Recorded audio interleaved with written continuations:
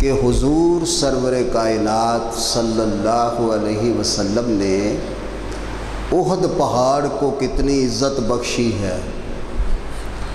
ایک بات یاد رکھے کہ اللہ کا نبی اپنے پاس سے کوئی بات نہیں فرماتے ہیں، وہی کرتے ہیں وحی یوحا الیہ، جو اللہ کی طرف سے ان کو حکم ہوتا ہے ان پر پیغام آتے ہیں۔ حضور نے فرمایا جبل احد ہم سے محبت کرتا ہے، ہم اس سے محبت کرتے ہیں، یہ ہمیں چاہتا ہے، ہم اس کی چاہت رکھتے ہیں۔ فرمایا جو کوئی جبل احد پہ جائے تو وہاں کی گھاس کوئی چیز ضرور کھائے، کہ یہ جنت کے دروازوں میں سے ایک دروازہ ہے۔ احد مدینہ پاک کے لوگوں کی یہ عادت رہی کہ جب کوئی مدینہ منورہ سے احد کی طرف جاتا تو لوگ کہتے وہاں سے ہمارے لیے بھی کوئی چیز لے آنا، کہ آقا کریم صلی اللہ علیہ وسلم نے فرمایا ہے کہ یہ جنت کا پہاڑ ہے۔ آپ سوچیں گے کہ یہ پہاڑ تو جنت کا ہے، جنت کی ہر چیز جو ہے وہ تو عنبر، کستوری، زعفران ان چیزوں کی بنی ہوئی ہے، اور اس سے تو وہ خوشبو نہیں آتی۔ یوں تو وہ پتھر جو ہے حجر اسود وہ بھی جنت کا ہے، لیکن جب جنت سے اللہ نے اتارا نا اس کو، تو اس کی روشنی جیسے یہ ایک آفتاب ہے، اگر اس طرح کے 10 آفتاب ہوں تو اس سے بھی زیادہ اس کی روشنی تھی، لیکن اللہ تعالیٰ نے اس کی حیات کو بدل دیا، اس کی روشنی اور اس کی خوشبو کو سلب فرما لیا، تو پھر دنیا میں بھیجا۔ اس طرح کی بہت ساری چیزیں ہیں جن کی مثال جنت سے دی گئی ہے کہ یہ جنت سے آئی ہیں، لیکن جب دنیا میں اللہ تعالیٰ ان چیزوں کو بھیجتا ہے تو ہماری قوت برداشت کے مطابق بھیجتا۔ تو حضور نے احد پہاڑ جو ہے اس کو جنت کا پہاڑ قرار دیا ہے، اور کہیں کسی حدیث پاک میں اس کو جنت کے دروازوں میں سے ایک دروازہ قرار دیا۔ یوں تو یہ آب زمزم جو ہے اس کا کنیکشن جو ہے یہ جنت سے ہے، حوض کوثر سے ہے، تو رسول اللہ صلی اللہ علیہ وسلم نے فرمایا ہے کہ وہ جو پانی ہے وہ برف سے زیادہ سفید، ٹھنڈا، میٹھا اور خوشبودار، کچھ چیزیں اس میں وہ نہیں پائی جاتی۔ کیوں؟ کہ اللہ تعالیٰ نے ان کو سلب کر رکھا ہے۔ وہ وعدہ جنت کے لیے، ہماری برداشت میں وہ چیزیں نہیں ہو سکتی، اس لیے جو چیزیں ہماری برداشت میں ہے اس حیت پر اللہ تعالیٰ نے یہاں پہ جنت سے ان چیزوں کو اتارا ہے۔ تو جبل احد جو ہے یہ مدینہ منورہ سے 2.5 سے 3 میل دور ہے۔ تو گزشتہ جمعہ میں نے یہ عرض کیا تھا کہ یہ جو شوال کا مہینہ ہے نا، اس کی 14 سے لے کر 16-17 تاریخ کے درمیان احد پر ایک بہت بڑی جنگ ہوئی تھی، غزوہ ہوا تھا، اور جو بیش خیمہ تھا جنگ بدر کا، کہ چونکہ جنگ بدر میں بڑے بڑے کافر مارے گئے تھے، سب سے بڑی بات یہ ہے کہ ابو جہل مارا گیا تھا، اور جب وہ لٹا پٹا قافلہ وہ اجڑا بجڑا مکے پہنچا نا، تو مکے کی عورتیں جو تھیں نا وہ ان کو کوسنے لگیں کہ تم مر گئے تھے کہ تم مار کھا کے آئے ہو، کہاں ہمارا سردار چھوڑ آئے ہو، نوحے کرنے لگیں۔ گھر گھر میں بین پڑ گئے، اتنے وہاں ان لوگوں کو شکست ہوئی، اتنی سخت، اور بہت سارے قتل ہوئے۔ تو عورتیں جو تھیں نا انہوں نے مردوں کو غیرت دلائی کہ تم مار کھانے گئے تھے، قتل ہونے گئے تھے، وہ مٹھی پر جماعت 313 نے تم پہ غلبہ پا کر تمہیں تہس نہس کر دیا۔ تو اس بات پر نا انہیں بڑی وہ جو تھی نا وہ غیرت آئی،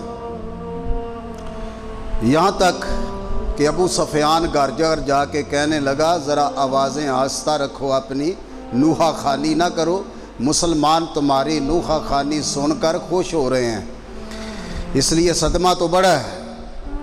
پھر کچھ لوگ اکٹھے ہوئے، انہوں نے مل کر دارالندوہ میں، مکہ مکرمہ کا ایک کمیٹی گھر ہے اس طرح ہے، وہاں بیٹھ کر انہوں نے یہ صلاح مشورہ کیا کہ مسلمانوں کے خلاف کوئی اس طرح کا محاذ آرائی کی جائے کہ جس سے بدر کا جو ہے نا وہ ان سے بدلہ لیا جائے۔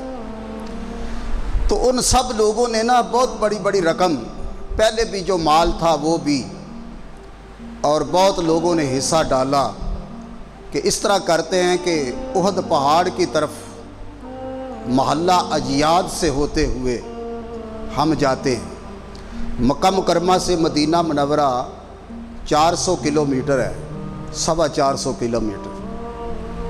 یہ ادھر سے جب چلنے لگے نا تو حضور کے پیارے چچا جو بدر کے مارکا کے بعد مسلمان ہو چکے تھے، ابن عبد المطلب، حضرت عباس رضی اللہ تعالیٰ عنہ، وہ انہیں پتہ چلا کہ یہ اکٹھے ہو کے 3,000 کا لشکر جو ہے، 3,000 کا لشکر جس میں 200 اونٹ تھے اور 700 زرہ پوش تھے اور 500-600 گھوڑے تھے، بڑے ساز و سامان کے ساتھ کر و فر سے وہ نکلے۔ تو حضرت عباس رضی اللہ تعالیٰ انہوں نے ایک خط لکھا مدینہ منورہ حضور کی جانب، بڑی محبت اور عقیدت کے الفاظ لکھ کر نیچے لکھا کہ اے محمد، آپ کی طرف مدینہ منورہ کی طرف وہ بدلہ لینے کے لیے بدر والا آ رہے ہیں، میرا خیال ہے کہ وہ احد کی طرف سے آئیں گے، تو آپ اپنا دفاع کیجئے، ان کا مقابلہ کرنے کے لیے تیار رہیں۔ چلو یہ اچھی خبر تھی۔ حضور علیہ الصلاۃ والسلام کے پاس جب یہ خبر پہنچی تو مدینہ منورہ کے بعد احد پہاڑ کے شمالی جانب وہاں حاجیوں نے دیکھی ہوگی، ہم بھی دیکھ کے آئے الحمدللہ، ایک بہت بڑی چراگاہ ہے، وہاں وہ اونٹ جو کمزور ہو جاتے عربی لوگ وہاں چھوڑ دیتے اور بکریاں چراتے تھے۔ وہاں نا بہت اچھی گھاس اگتی تھی، بڑی اچھی زمین، تو انہوں نے آ کے اپنے سارے جانور وہاں نا چراگاہ میں چھوڑ دیے۔ حضرت مولا علی حیدر کرار رضی اللہ تعالیٰ عنہ اور حضرت سعد بن معاذ رضی اللہ تعالیٰ عنہ، سعد بن جبل، یہ 4-5 صحابہ کرام کو بھیجا کہ پتہ کرو، تو پتہ کر کے آئے تو دیکھا جی انہوں نے چراگاہ تو جو تھی وہ تباہ کر دیے، اور بہت بڑا ساز و سامان ہے، بڑا لشکر ہے، 3,000 کے لگ بھگ ہے۔ حضور نے فرمایا ٹھیک ہے، ہم بھی رات کو چلیں گے۔ اس سے پہلے حضور نے رات کو ایک خواب دیکھا تھا جو صبح صحابہ کرام کو فجر کی نماز کے بعد سنایا۔ آقا کریم صلاۃ والسلام نے فرمایا کہ رات کو میں نے خواب دیکھا ہے کہ ایک میرے پیچھے میڈا ذبح ہو رہا اور میری تلوار جو ہے ذوالفقار حیدری اس کو نقصان پہنچا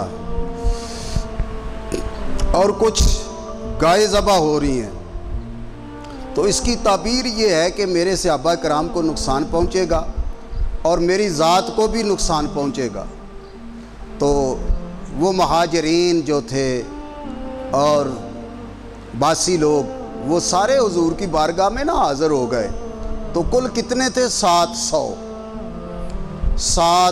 یہ ہجرت کے تیسرے مہینے کا تیسرے سال کا واقعہ ہے، ہجرت کے تیسرے سال۔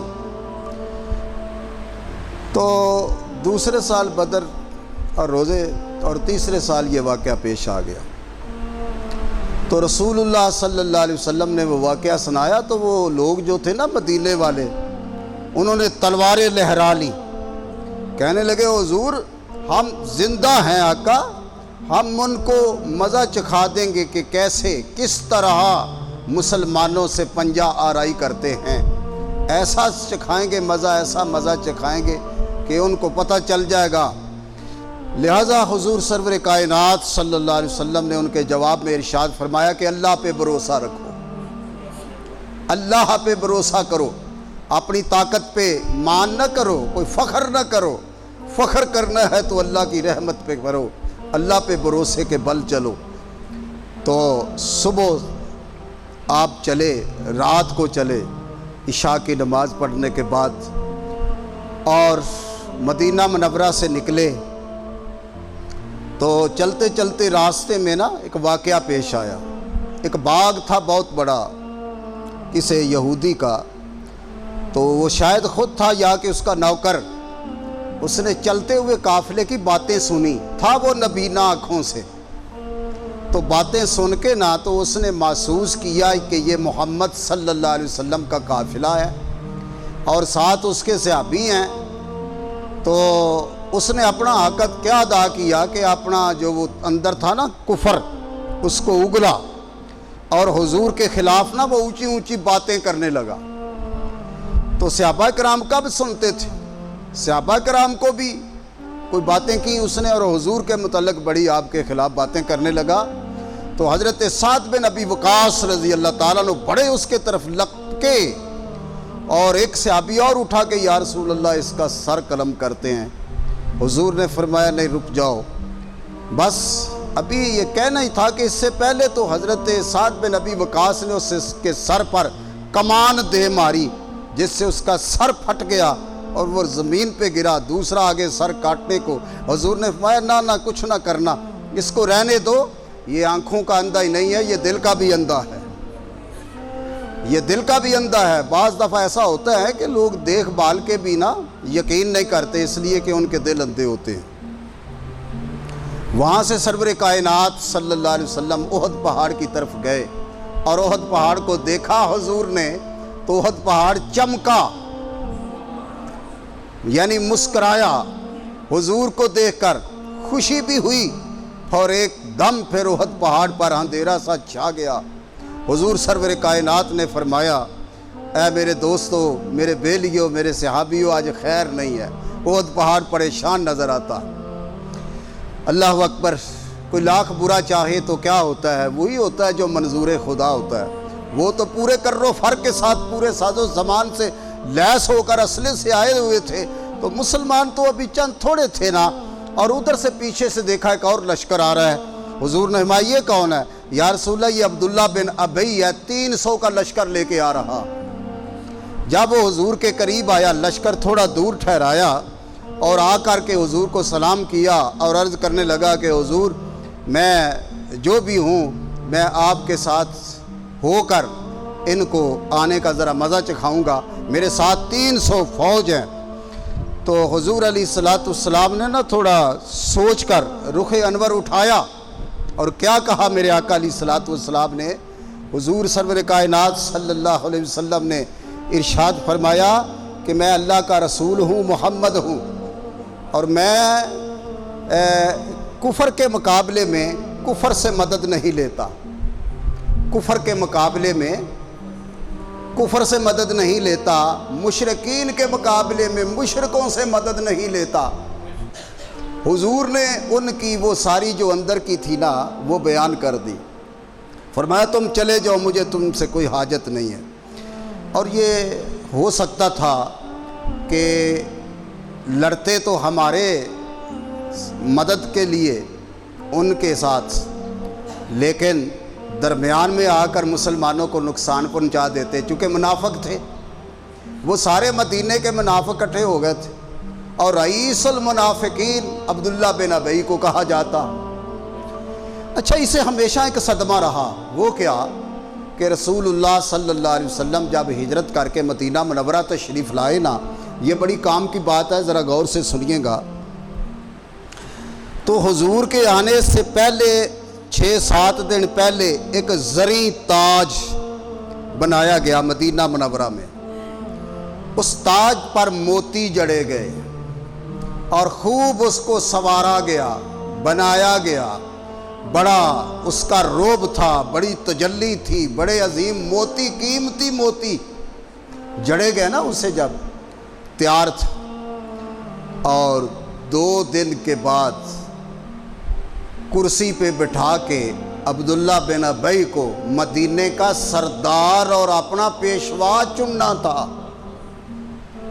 یہ ساری جو تھی نا یہ انہوں نے ایک کمیٹی بٹھائی تھی، اس میں یہ پاس ہو چکا تھا کہ عبداللہ بن ابی ہمارا رہنما ہے اور مدینے کا چیئرمین ہے۔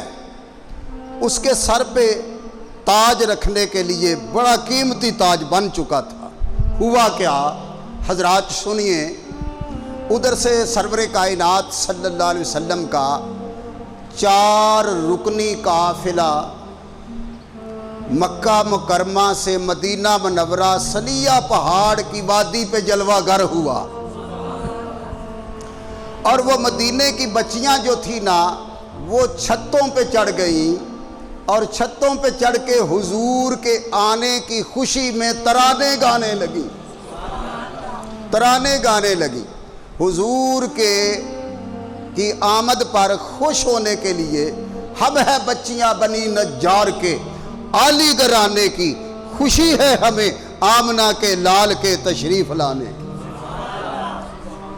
واجب الشکر علینا ما دعا للہ دائی، نہیں ہم پہ واجب ہو گیا ہم اللہ کا شکر ادا کریں کہ ہم میں اللہ کا محبوب آ گیا، اللہ کا رسول آ گیا ہے۔ اللہ اکبر۔ تو یہ منافق جو تھے نا، یہ اندر ہی اندر سے بڑے کڑتے تھے، بڑا سڑتے تھے، جلتے تھے، یہ کیا ہو رہا ہے۔ لیکن انہوں نے کہا، بچیوں نے انہوں نے کہہ دیا کہ ہم ہیں بچیاں بنی نجار کے، عالی گھرانے کی۔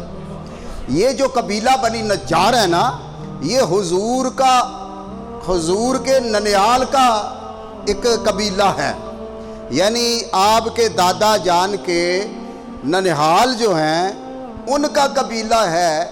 یہ مدینہ منورہ سے مکہ مکرمہ حضور کو ملنے جایا کرتے تھے، اور یہاں حضور کے دین کے پھیلانے کی وجہ یہ بنی نجار کے لوگ بنے تھے۔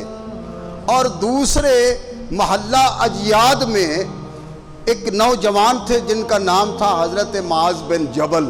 یہ حج کے موقع پہ مکے گئے، انہوں نے حضور کا درشن کر لیا تھا، حضور کا مکھڑا دیکھا تو فدا ہو گئے، اور آقا علیہ الصلوۃ والسلام پر درود و سلام پڑھ کے کہنے لگے، یا رسول اللہ میرا بھی نام اپنے غلاموں میں لکھ لیں، میں آپ کو گواہ بنا کے کہتا ہوں اشہد ان لا الہ الا اللہ واشہد ان محمدًا عبدہ ورسول۔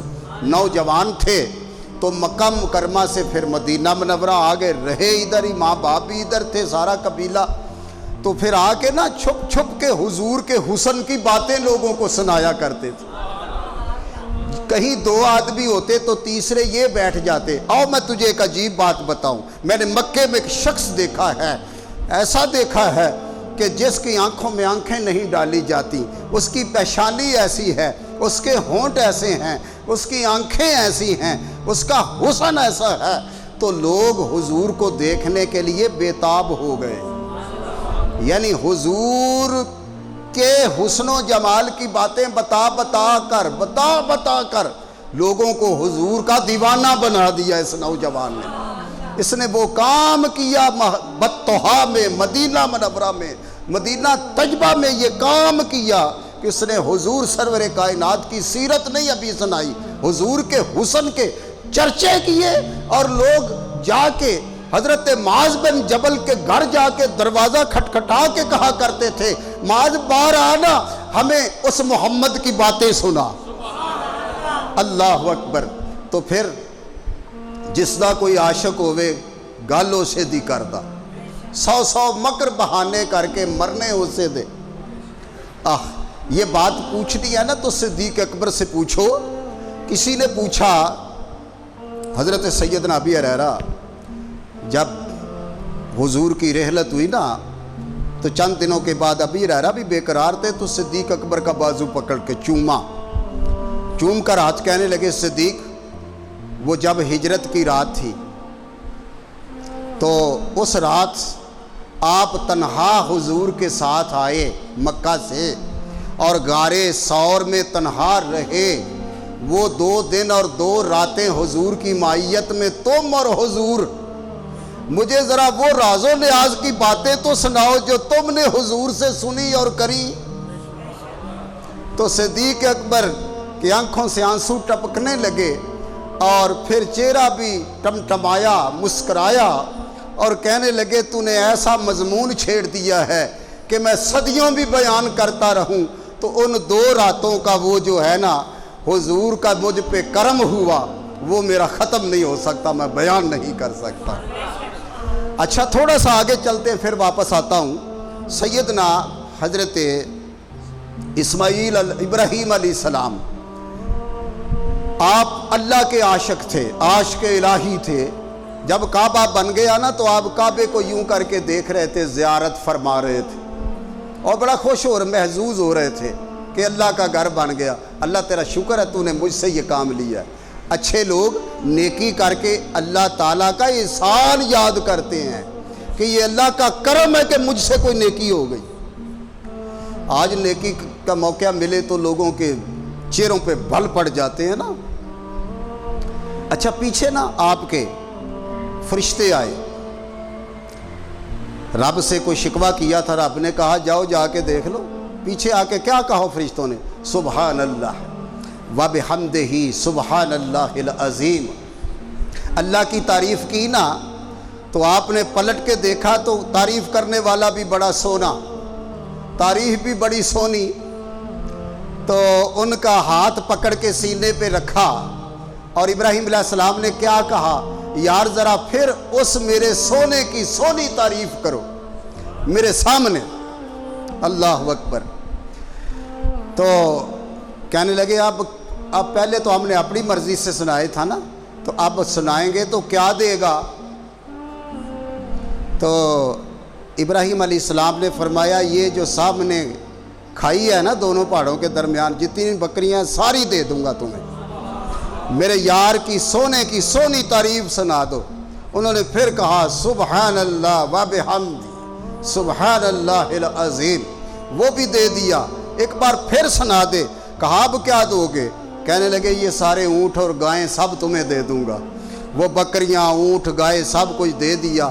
تو کہنے لگے اچھا پھر السلام علیکم۔ وہ کہنے لگے چلو تم نے جانا تو ہے، یہ مال تمہارا ہوا، جاتے جاتے ایک بار پھر میرے سونے کی تعریف مجھے سنا جاؤ۔ جے کوئی کسے دا عاشق ہو بھائی، جس کو لگی ہو نا، ہے نا۔ تو انہوں نے کہا اب کیا دے گا؟ سب کچھ تو نے دے دیا ہے۔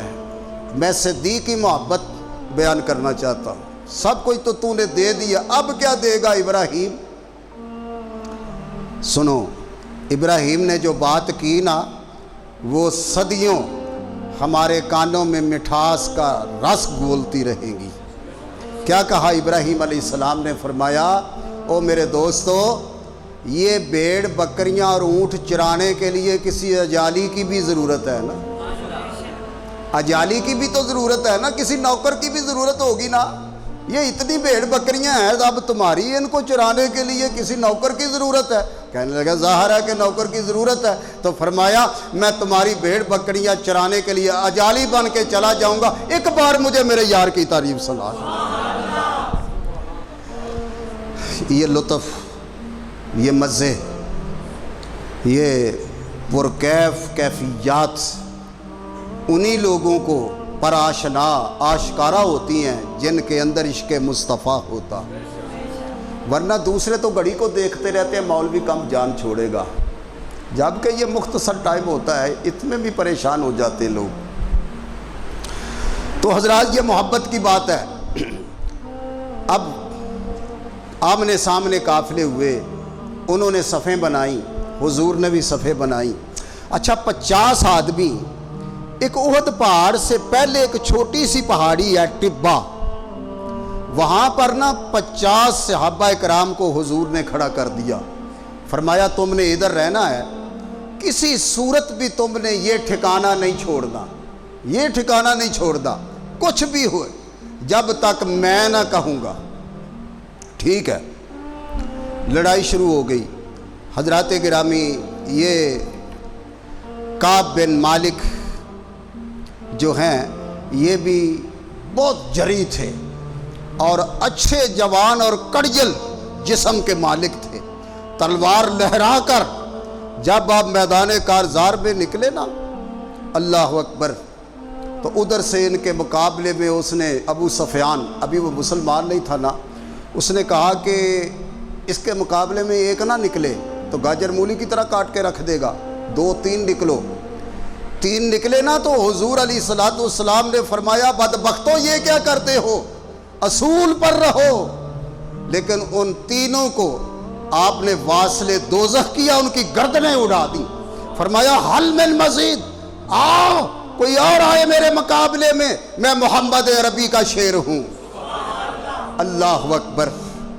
غلامان محمد جان دینے سے نہیں ڈرتے، سر کٹ جائے یا رہ جائے وہ کچھ پرواہ نہیں کرتے۔ اور قربان جائیں کہ چند شہادتوں کے بعد ان لوگوں میں نا اضطراب سا پیدا ہوا اور وہ گمسان کی لڑائی کا ایک سامنے منظر پیش ہو گیا۔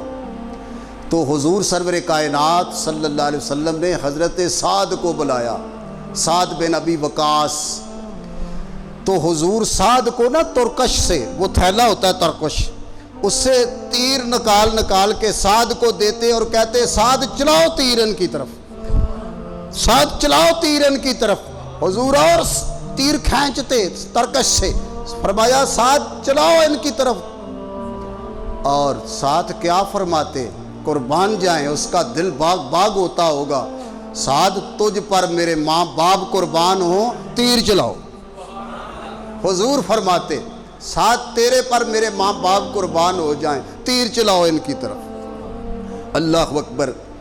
اور حضرت ابو طلحہ حضور کے کبھی آگے ہوتے کبھی پیچھے ہوتے، انہوں نے بھی تیروں کی بارش شروع کر دی نا، تو اب حضور کو بچانا ضروری تھا۔ تو حضرت ابو طلحہ اور ان کے 2 بیٹے اور 2 ساتھی حضور کے آگے پیچھے دائیں بائیں، اور حضور ان کے کندھے کے اوپر سے کافروں کو دیکھتے تو حضرت ابو طلحہ عرض کرتے میرے ماں باپ قربان ہو جائے، حضور اوپر نہ آئیں، نیچے رہیں، ہمارے پیچھے رہیں۔ جب دیکھا تو حضور نے فرمایا کون ہے آج جو مجھ پہ اپنی جان قربان کرے؟ پھر اور صحابی دوڑے، حضرت مصعب بن عمیر دوڑے، ان کے ساتھ 2 صحابی، ایک ادھر ہاتھ پکڑا تھا، ایک ادھر سے پکڑا، حضور کی طرف بھاگے چلے جا رہے ہیں کہ حضور پر لوگوں نے تیر برسانے شروع کیے ہیں، خطرہ ہے۔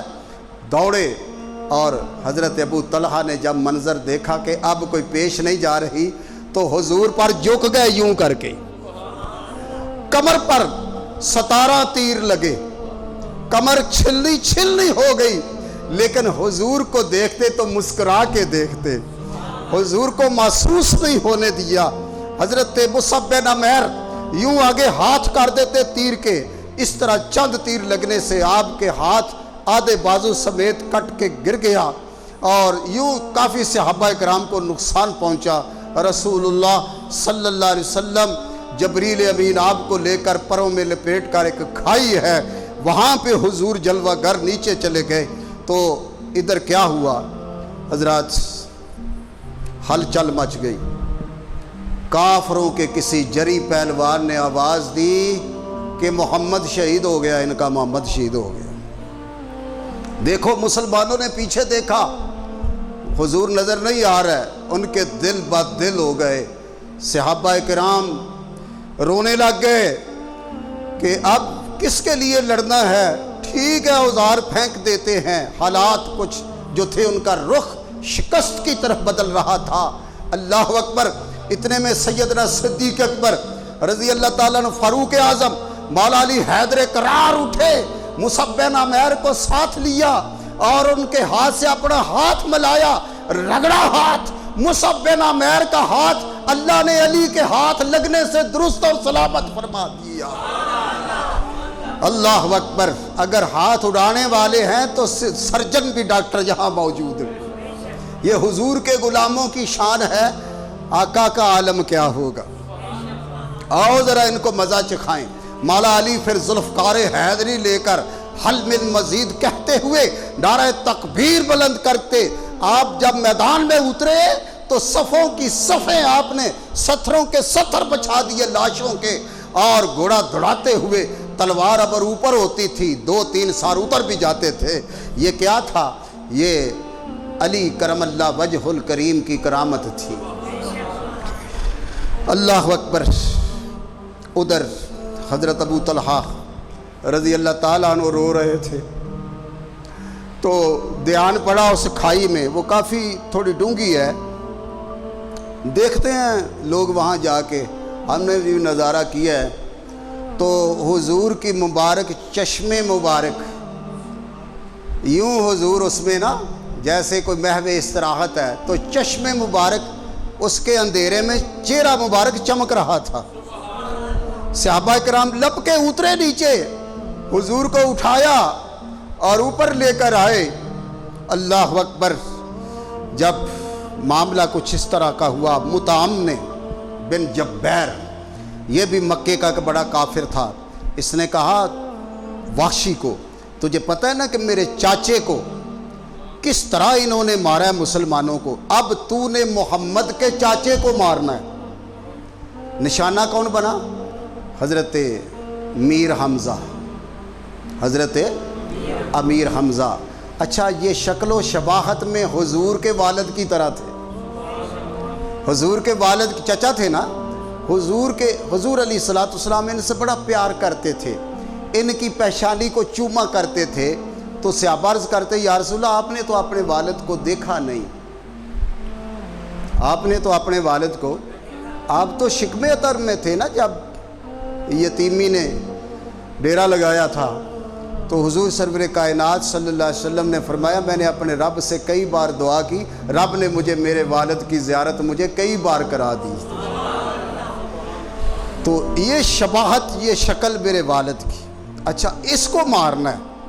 واشی جو تھا نا، اس کا نشانہ بڑا زبردست تھا، اس نے نشانے بازی سیکھی تھی میدان بدر کے بعد کہ یہ کام کرنا ہے، تجھے اتنا انعام ملے گا۔ تو پھر احد میں اس نے نا، آپ اپنے دھیان پہ کھڑے تھے تو اس نے دور سے نا نیزہ پھینکا، وہ سیدھا نیزہ آ کے آپ کے کلیجے پہ لگا، ان دونوں سینے کی اترتی ہوئی پسلیوں کے درمیان وہ تیر ترازو ہوا اور آپ زمین پہ تشریف لے آئے، دوسرا بھی مارا، تیسرا بھی مارا، زخم کافی تھے۔ اور ادھر سے ہندہ، ابو سفیان کی وہ بیوی، اس نے دیکھا، اس کو بھی بڑا غصہ تھا، اس نے جلدی سے، ابھی آپ کی روح بھی پوری پرواز نہیں ہوئی تھی تو آپ کے کان بھی کاٹے، ناک بھی کاٹا، ہونٹ بھی کاٹے، انگلیاں بھی کاٹی، اور خنجر مار کر آپ کے سینے میں کلیجہ کھینچ لیا، کھینچ کے کلیجہ منہ میں لے لیا، اور ان چیزوں کو رسی میں پرو کے گلے میں ڈال کے ناچنے لگی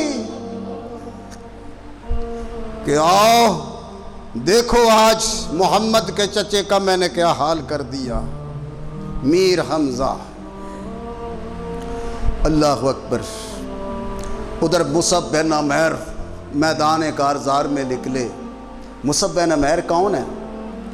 آپ مکہ مکرمہ کے مہاجر ہیں، اور آپ کی عمر 19 سے 20 سال کی تھی کہ جب دار ارقم کے دروازے کے آگے سے مصعب بن عمیر یہ نوجوان اکڑتا ہوا، اور اس کے بال جو تھے یہ ریشم کے جیسے ہوتے نا، اتنے نرم اور باریک بال، اور شکل پہ شباہت رسول اللہ کی تھی۔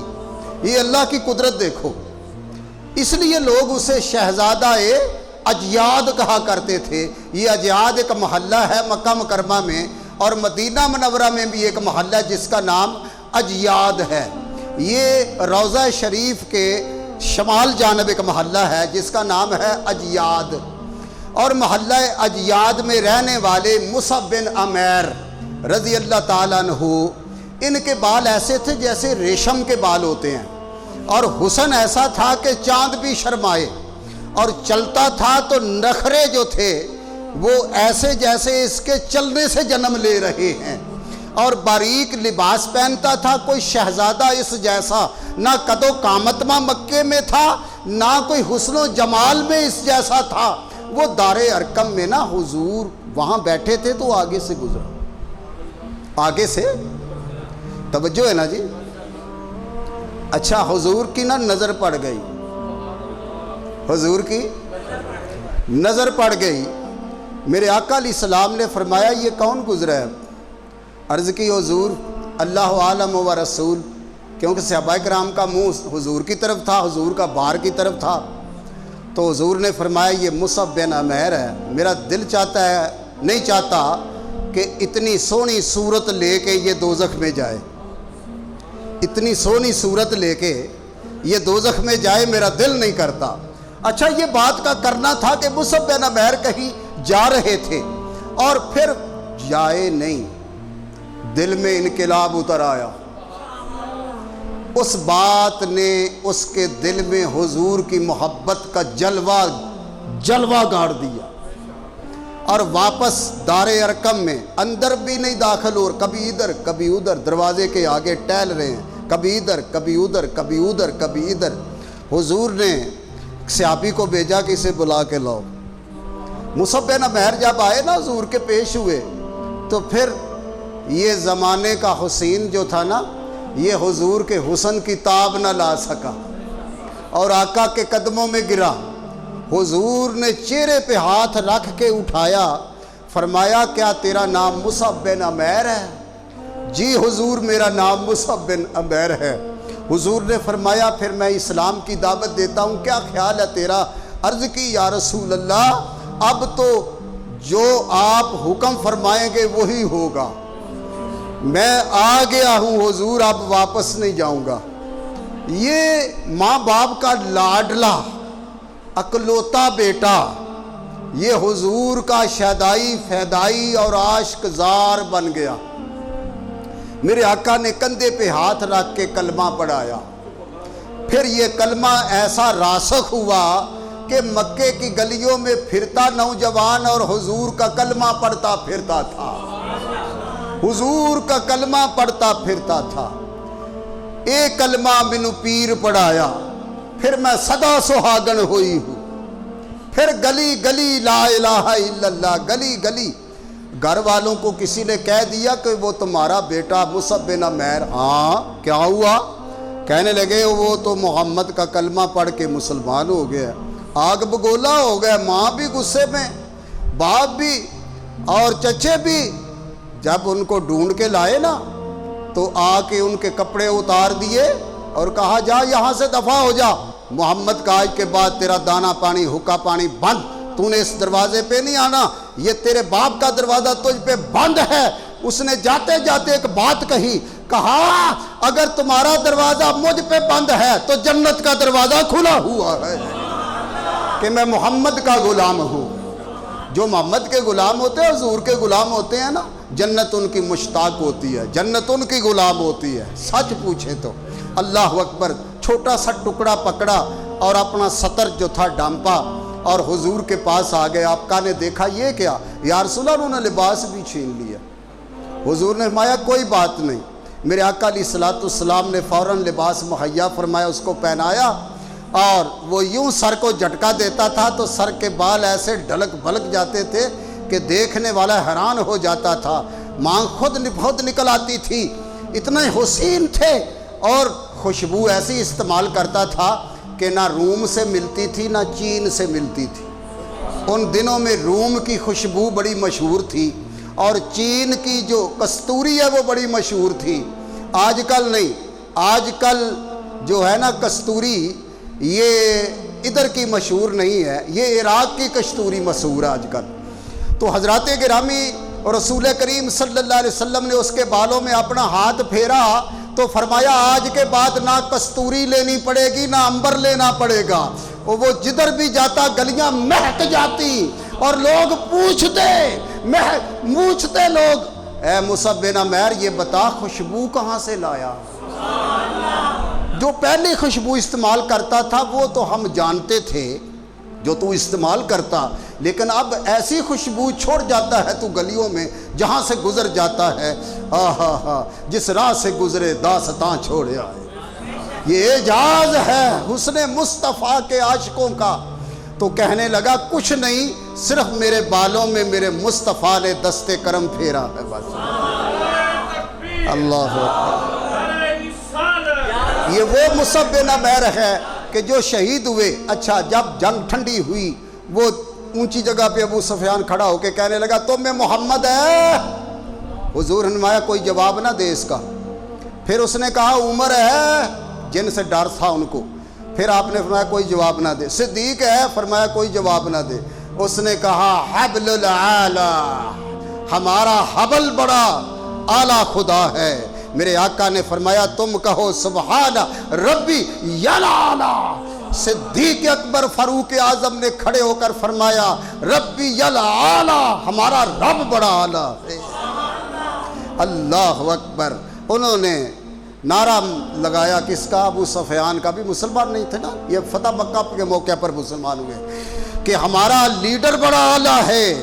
اور حضرت مولا علی پہاڑ پر چڑھ کر ابھر کر بولے ہمارا رسول بڑا اعلیٰ ہے۔ اللہ اکبر اللہ۔ تو شہداء کی لاشیں، اب یہ وہ شہزادہ مکے کا جس کو مصعب بن عمیر کہتے ہیں، حضرات جب اس کو دفن کرنے لگے نا تو چادر چھوٹی تھی، چہرہ ڈھانپتے تو پنڈلیاں اور پاؤں ننگے ہو جاتے۔ یہ چاند سا چمکتا چہرہ جب قبر پہ رکھا حضور نے تو اس کے بالوں میں پھر میرے آقا نے کنگھی کی طرح ہاتھ پھیرا اور پورا میدان مہک گیا۔ میرے آقا علیہ الصلوۃ والسلام نے اس کے چہرے پہ ہاتھ پھیرا، وہ چادر ادھر کرتے تو پاؤں ننگے ہو جاتے۔ حضور نے فرمایا چہرے کو ڈھانپ دو اور پاؤں پہ ہرمل کے گھاس جو ہے اس کو رکھ دو۔ یوں کر کے اس کی تکفیر کی گئی۔ سارے صحابہ کرام، چادریں چھوٹی تھیں، چہرے ڈھانپ دیے گئے اور ان کے پاؤں پہ ہرمل کا گھاس رکھ کر ان کو قبروں کو بند کیا گیا۔ حضرات یہ وہ لوگ ہیں جو جنت کے مالک ہیں، لولاک کے مالک ہیں۔ اگر ایڑی ماریں تو زمین سے پانی ٹھنڈے کے چشمے جاری ہو جائیں، یہ وہ لوگ ہیں، لیکن یہ معاملہ امتحان کا تھا۔ اچھا، لاشیں ڈھونڈتے ڈھونڈتے ایک قتادہ رضی اللہ تعالیٰ عنہ، ہاتھ پہ آنا رکھا ہوا، آنا آنکھ کا ڈیلا، یا رسول اللہ یہ تیر لگا میرا ڈیلا نکل آیا۔ اسے یقین تھا میرا رسول جو ہے یہ علی کل شین قدیر کا رسول ہے۔ ہاں، حضور نے کیا کیا؟ اپنا لواب دہن انگلی سے لگا کر اس کی آنکھ پر رکھا اور ڈیلا اپنے دستے کرم سے پکڑ کر اس کی آنکھ میں لگا کے اوپر ہاتھ پھیر دیا۔ فرمایا جا قتادہ۔ قتادہ پیچھے ہو کے کھڑا ہو گیا، نہ کوئی درد تھا نہ درد کا احساس۔ تو کہتے ہیں قتادہ جب تک زندہ رہے نا، قتادہ فرماتے ہیں کہ رب کعبہ کی قسم یہ آنکھ پہلے والی اتنا کام نہیں کرتی جتنی مصطفیٰ کی دی ہوئی آنکھ کام کرتی ہے۔ تو اسے تجھی کو مانگ کر مانگ لی ساری کائنات، تیرے کرم سے بے نیاز کون سی شے ملی نہیں، جولی ہی اپنی تنگ ہے تیرے یہاں کمی نہیں۔ اللہ اکبر۔ تو لاشیں دیکھیں اور سپاہی بھی دیکھے۔ حضرت حنظلہ نہ زندوں میں نظر آ رہے ہیں نہ لاشوں میں نظر آتے ہیں۔ تو حضور نے اوپر دیکھا، اوپر، اللہ اکبر۔ تو حضرت حنظلہ کو فرشتے غسل دے رہے ہیں۔ حضرت حنظلہ حضور کے غلام کو فرشتے غسل دے رہے ہیں۔ اچھا، یہ غسل کوئی ضروری تھا؟ حضور نے فرمایا اللہ کی مرضی۔ ہوا کیا، ابھی چند دن ہوئے تھے آپ کی شادی ہوئی تھی، اور صبح کو جب طبل کڑکا نا کہ میدان جہاد میں حضور نے حکم فرما دیا ہے، تو یہ نہانے لگے، ابھی آدھا سر دھویا تھا تو حضور کا حکم سنا کانوں میں۔ سنو مسلمانوں، کانوں میں آواز آئی کہ رسول اللہ نے اعلان فرما دیا ہے کہ نکل آؤ۔ جب یہ آواز آئی کانوں میں کہ رسول اللہ نے فرما دیا نکل آؤ، تو آدھا سر دھویا تھا تو یہ حضرت اللہ اکبر، یہ حضور کے غلام جو تھے یہ فوراً نکل آئے، حضرت حنظلہ، اور اسی طرح کپڑے پہن لیے اور میدان کارزار میں نہانے والے تھے لیکن نہائے نہیں کیونکہ حضور کا حکم ہو گیا ہے۔ اچھا ایک بات یہاں پہ اور میں عرض کروں گا کہ نبی کے حکم کے بعد سوچنا، اچھا سوچتے ہیں کرنا ہے کہ نہیں کرنا، یہ ایمان کی توہین ہے، یہ ایمان کی توہین ہے۔ وہ سمجھتے تھے اس بات کو، اور تھوڑی دیر کے بعد آہستہ آہستہ آہستہ آہستہ آپ کا جسم جو تھا یہ احد پہاڑ کے دامن میں نیچے اتر آیا، اور داڑھی مبارک اور سر سے پانی کے قطرے ٹپک رہے تھے، جسم گیلا تھا، اور حضور کے جبریل نے آپ کی لاش پیش کر دی۔ رسول اللہ صلی اللہ علیہ وسلم نے آپ کی پیشانی کو چوم کر کہا، حنظلہ تو غسیل الملائکہ ہے، تیری تو عظمت بڑی ہے، تیری عزت کو سلام اللہ کا رسول کرتا ہے کہ تجھے غسل دینے کے لیے اللہ تعالیٰ کے فرشتے تجھے جنت میں لے گئے۔ اب حضور کی چونکہ یہ امانت تھی، صحابہ حضور کی امانت ہے، ساری کائنات میرے نبی کی امانت ہے، اور حضور کے رخساروں میں خود جو تھے پیوست ہو چکے تھے، تو یہ ابھی مصعب بن عمیر زندہ تھے تو انہوں نے نا اپنے دانتوں سے کھینچا، حضور کے رخسار پہ زخم آیا، ایک ادھر خود کا وہ کڑی جو تھی پتری وہ اندر پیوست ہو چکی تھی، حضور نے اپنے دانتوں سے حضرت عمیر نے کھینچی تھی، مصعب بن عمیر نے، 2 دانت ٹوٹ گئے۔ اللہ اکبر، میرے رسول صلی اللہ علیہ وسلم نے دانت ٹوٹے ہوئے دیکھو تو پکڑ کر اس کے منہ میں رکھ دیے، فرمایا اللہ تجھے سلامتی عطا فرما۔ اللہ اکبر۔ اب خون بڑا بہہ رہا تھا تو حضرت عباس رضی اللہ تعالیٰ عنہ کے ابن عباس وہ آگے بڑھے اور انہوں نے منہ رکھ کے نا حضور کا سارا وہ نکلنے والا خون چوس لیا، فرمایا خدا تیری آل کو عزت دے، خدا تیری اولاد کو عزت دے۔ یہ نہیں کہا کہ تو نے یہ کیا کر دیا ہے۔ آج صوفیہ کرام، اولیاء اللہ، پیران عظام، اللہ والے جو ہیں ان کے ہاتھ اسی لیے چومتے ہیں کہ یہ ہمیشہ سے اہل مروت اور اہل عقیدت کا کام بنا چلا آ رہا ہے۔ سڑنے والے سڑتے ہیں، وہ یہ تو ہمارے محلے میں رہتا ہے، گلیوں میں پھرتا ہے، اس کے ہاتھ چومتے ہو، یہ تو وہ ہے، یہ تو یہ ہے۔ یہ ابو جہل کی سنت ادا کرتے ہیں، وہ مصعب بن عمیر کی سنت ادا کرتے ہیں، علی المرتضیٰ کی سنت ادا کرتے ہیں، اور یہ قیامت تک انشاءاللہ جاری رہے گا۔ آپ سڑتے رہیں، مرتے رہیں، آپ کی قسمت میں سڑنا مرنا ہے، ان کی قسمت میں اولیاء اللہ کے ہاتھ چومنے ہیں اور برکت حاصل کرنا ہے اور جنت کی سند حاصل کرنا مقصود ہے۔ وما علینا الا البلاغ المبین۔